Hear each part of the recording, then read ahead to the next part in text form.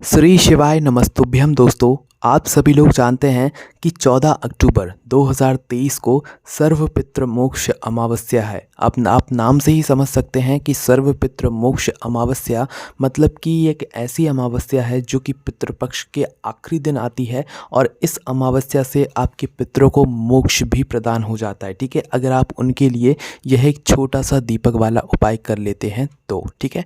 तो आज की इस वीडियो में हम आपको इस 14 अक्टूबर के दिन आने वाली सर्वपितृ मोक्ष अमावस्या के दिन किया जाने वाला एक दीपक वाला उपाय बताएंगे, जिस एक दीपक वाले उपाय को मात्र कर लेने से आपके पितृ भी आपसे प्रसन्न होंगे, वो आपको आशीर्वाद भी देंगे और आशीर्वाद जब आपको वो देंगे तो आपके जीवन से दुख और समस्याएं दूर होंगी, आपके जीवन में खुशियाँ आएंगी, साथ ही में आपके सभी काम सफल होंगे।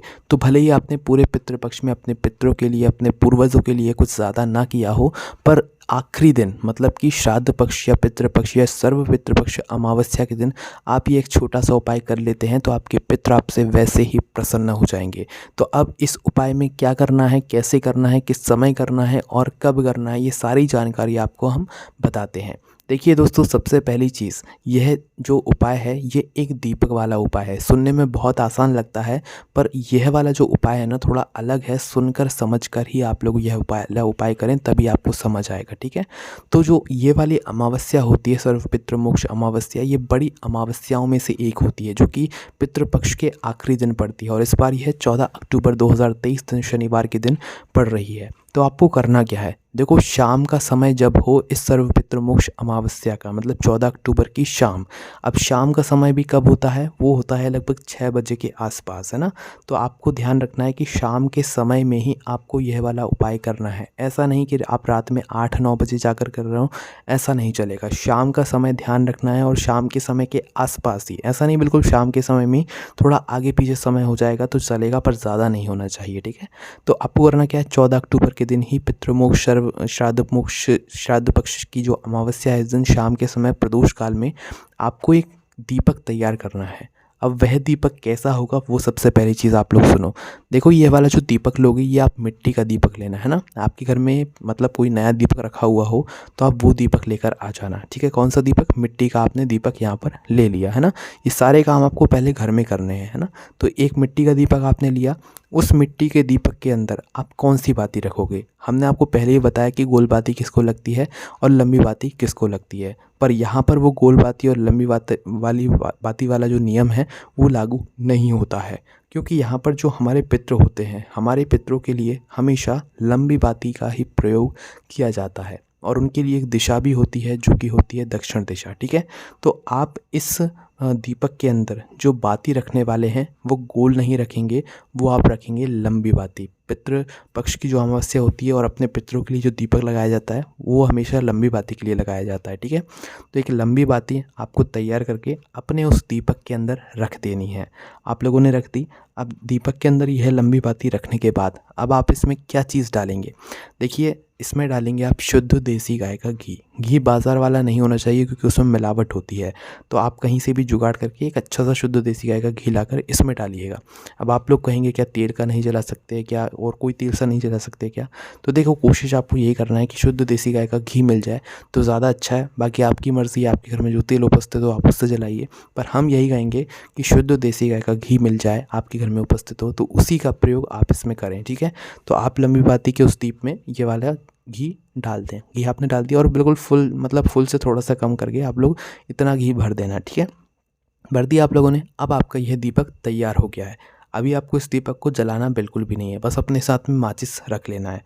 शाम का समय होगा, आप हाथ मुंह धोकर ये वाला उपाय करें थोड़ा शुद्ध होकर। ठीक है, तो करना क्या है, शाम का समय जैसे ही होता है आपको इस दीपक को उठाना है। ठीक है, दीपक को उठाने के बाद किसी प्लेट या थाली में रख कर जो है आप तैयार रखें, है ना। अब आपको करना क्या है, इस दीपक को लेकर आपको किसी भी आपके घर के पास में जो पड़े उस स्थान पर जाना है, जिसमें से हम आपको बता रहे हैं कि कोई भी नदी या कोई भी बावड़ी या कोई भी तालाब या कोई भी सरोवर, अगर आपके घर के आसपास इन चारों में से कोई भी एक चीज़ है तो सीधा आप पहुंच जाइए वहाँ पर। कोई भी नदी बावड़ी या तालाब के पास पहुंच जाइए या कोई भी यहाँ पर जो भी सरोवर हो वहाँ पहुँच जाइए। किसी भी एक स्थान पर पहुँचना है, सभी जगहों पर नहीं जाना है। जो आपके घर के आसपास पड़े वहाँ पर जाना है, ठीक है।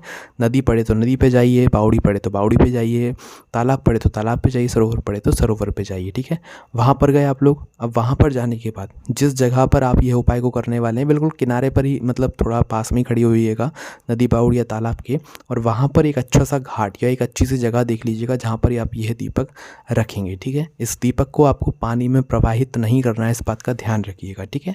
तो अब देखिए, आप जिस स्थान पर खड़े हैं ना, उस स्थान की आप दक्षिण दिशा देख लीजिए। हमने आपको बताया अभी कि जो पितरों के लिए दीपक लगाया जाता है वो लंबी पाती का लगाया जाता है और दक्षिण दिशा की तरफ लगाया जाता है, ठीक है। तो आप जहाँ पर भी खड़े हों उस समय उस किसी से पूछ लीजिएगा या आप पता कर लीजिएगा कि दक्षिण दिशा कौन सी है। तो आपको करना क्या है, वो दक्षिण दिशा का पता करके आपने जो लंबी बाती यहाँ पर दीपक तैयार किया है ना, और आप इस लंबी बाती के दीप को जिस तरफ से जलाने वाले हैं, वह जो मुख है, उस लंबी बाती का जो मुख है जिस तरफ से आप दीपक को जलाने वाले हैं, वह मुख दक्षिण दिशा की तरफ होना चाहिए। उस दीपक का किस तरफ होना चाहिए? दक्षिण दिशा की तरफ। दक्षिण दिशा जैसे ही आपको पता लग जाए, उस तरफ करके पहले उस दीपक का मुख कर दीजिएगा, बाती का मुख कर दीजिएगा। उसके बाद अपने पितरों का स्मरण कीजिएगा, अपने पूर्वजों का स्मरण कीजिएगा, भगवान भोलेनाथ के नाम का स्मरण कीजिएगा और इस दीपक को वहाँ पर जला दीजिएगा। कोई आरती वगैरह नहीं करनी है, मात्र जलाकर रख देना है आप लोगों को, ठीक है। तो पितरों का स्मरण करते हुए, पूर्वजों का स्मरण करते हुए इस दीपक को आपको वहाँ पर जला देना है। जलाने के बाद अपने पितरों से प्रार्थना करना है कि आपके जीवन में वो मतलब सुख और शांति लाएं, और आपसे वो जो भी आप उनसे मांगना चाहें, उनसे प्रार्थना करना चाहें, वो आप कर सकते हैं। आपके पितृ आपसे ज़रूर प्रसन्न होंगे और वो आपकी सभी कामों में आपको सफलता ज़रूर दिलाएंगे, ठीक है। तो बस दीपक को जलाने के बाद आप कुछ समय वहाँ पर बैठें, पितरों से प्रार्थना करें, क्योंकि यही वो दिन होता है पितृपक्ष की अमावस्या, सर्वपितृ मोक्ष अमावस्या का, जिस दिन आपके पितृ जो है नदी, बावड़ी या तालाब पर आते हैं और वहाँ पर जल ग्रहण करने के लिए, ठीक है। तो आपको ये वाला उपाय ज़रूर करना है और अपने सब पितरों से प्रार्थना भी करना है। अब अगर कोई व्यक्ति ऐसा है जो कि नदी, बावड़ी या तालाब जिसके घर के आसपास नहीं है, या वो नहीं जा सकता बाहर, तो भाई उस स्थान पर आप लोग इसी दीपक को तैयार करके अपने घर के रसोई घर में आ सकते हो। क्योंकि आप सभी लोग जानते हो कि घर के रसोई घर में जहाँ पर परिंदा होता है, मटका होता है, पीने का पानी वाला स्थान होता है, वहाँ पर भी हमारे पितरों का वास रहता है। तो उस स्थान पर आप लोग जा सकते हैं और उस स्थान पर जाकर दीपक यही का ही तैयार करना है, लंबी बाती का, शुद्ध देसी गाय का घी का। और वहाँ पर भी आपको दक्षिण दिशा देखनी होती है। पीने के पानी वाले स्थान के पास में ये दीपक रखा जाता है, वहीं पर पितरों का स्थान रहता है। तो आप पहले दक्षिण दिशा देख लीजिएगा और दक्षिण दिशा की देखकर उस लंबी बाती का मुख उस तरफ करके इस दीपक को पितरों का स्मरण करते हुए, पूर्वजों को स्मरण करते हुए आपको जला देना है, ठीक है। पर कोशिश यही करना है, पहले नदी, बावड़ी या तालाब पर जाने की कोशिश करना। नहीं जा पाओ तो फिर अपने घर के रसोई घर में ये वाला उपाय करना।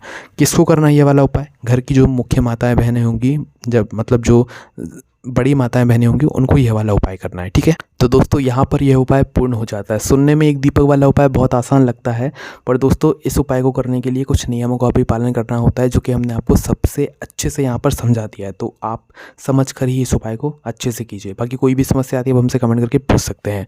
ओम नमः शिवाय, जय भोले बाबा, श्री शिवाय, नमस्तुभ्यम।